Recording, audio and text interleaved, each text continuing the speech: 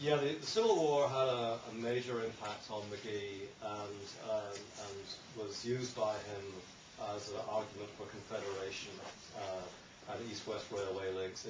For him, it confirmed the new nationality that he'd adumbrated in 1857. So it was striking proof of the need for Canada to have its own militia as well, to have closer links with Britain. And he felt that Confederation would actually supply closer links with Britain, make Canada stronger, make Britain more willing to defend Canada. Very briefly, with religious matters, you're quite right, but I think there are many answers to this.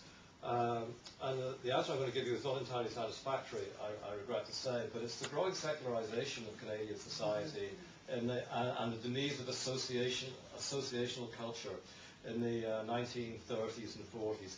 You know, in Toronto, for example, the Orange Parade in 1924 had, I think, 25,000 people, I think, on the streets around there. And in the 1930s, in the context of the Depression and the demise of associational culture, its impact goes down. At the same time that Irish Catholics are becoming increasingly assimilated into Canadian society, because what you've got to realize is that they're increasingly an ethnic group rather than immigrants. This is a big contrast between Canada and the United States. In the United States, Irish Catholic culture has been constantly recharged by new waves of immigrants, certainly up to the First World War, whereas in Canada, actually most migration from Ireland drops off precipitously in 1854.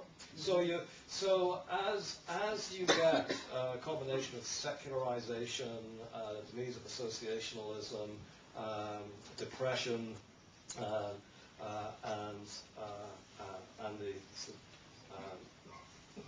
you get all that, you get the fading of these issues. You also get the fading of not only of McGee's memory, but also of that.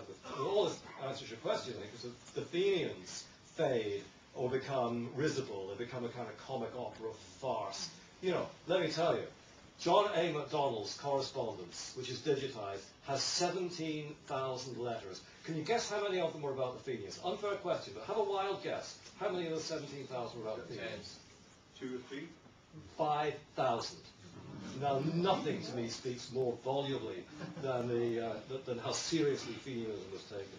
The Orange Order was huge. The Orange Parade, now, I went to 2 Orange Parades in Toronto earlier this century, earlier in the north, and 198 at one and 160 at the other, with bemused passers-by going, who are these people? It's a totally different world we live in now, in some respects, but in one more respect it's not, one other respect it's not, and that is McGee took on, whatever you think of his approach, and you can perfectly well argue it backfired on him, McGee took on militants, extremists, in his own community. And in that sense, I do in fact in the book, align him with contemporary politicians such as Hussal Dosanjh, who took on Sikh militants, and Tariq Fatah, who's taken on Islamic fundamentalists. Now, I'm not arguing, I want to make it's absolutely clear, I'm not arguing that the Fenians were a 19th century version of Al-Qaeda, because they were not. But there's an interesting pattern here of militants in an international revolutionary movement, in an ethno-religious outgroup, there's Irish Catholics in English Canada, being challenged from within by one of their own.